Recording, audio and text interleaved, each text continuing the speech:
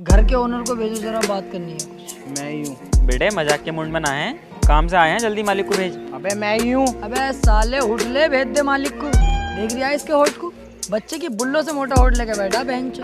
मालिक भेज फटाफट मालिक को। बट भोसड़ी के बोले चले यार, या चल निकल यहाँ से। मैं ही हूँ मालिक, इतनी देर से समझ में ना रही है तुझे। अबे यही है यार मालिक, क्यों उल्टा सीधा बोल लिया है भाई, सबको अच्छा लगा कोई ऐसे। इसकी बात का बुरा मत मानो।